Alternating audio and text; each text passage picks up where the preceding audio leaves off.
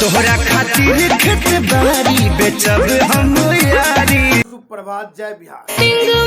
इतना मत करो जे परान निकल जा प्यारी। यह गाना आया है खेसारी लाल यादव के, मस्त गाना।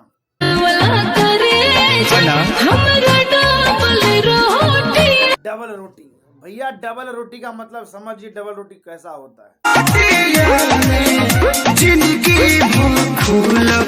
अगर आप हमारी वीडियो पे पहली बार आए तो हमारे चैनल को सब्सक्राइब कर दीजिए और लाइक कर दीजिए और वीडियो को शेयर कर दीजिए।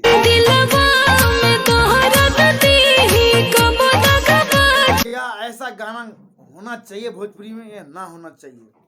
गाना तो भैया हमको बहुत ही सुपर लगा, चिंगी मिंगी भी लगा, क्योंकि गर्लफ्रेंड बॉयफ्रेंड का बात है भाई।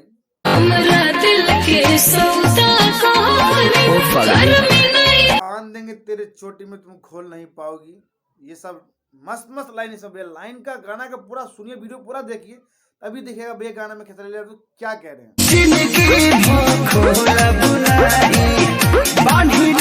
मजा के साथ भैया गाना काफी मस्त और काफी तगड़ा जबरदस्त। खेसारी लाल यादव बड़े दिनों के बाद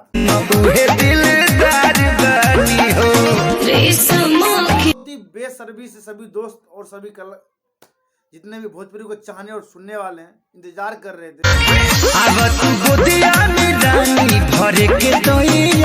खेसारी लाल यादव बड़े दिनों के बाद आए हैं गाना, इसलिए भैया गाना बहुत ही बेसर्बी से सभी दोस्त और सभी जितने भी भोजपुरी को चाहने और सुनने वाले हैं इंतजार कर रहे थे। खेसारी लाल यादव अपना गाना लाए और गाना लाते ही गाना भैया तहलका 1.5 मिलियन भैया वीडियो क्रॉस कर चुका है, मतलब 10 से 12 घंटे में 1 मिलियन तो भैया व्यूज मार दिया भैया।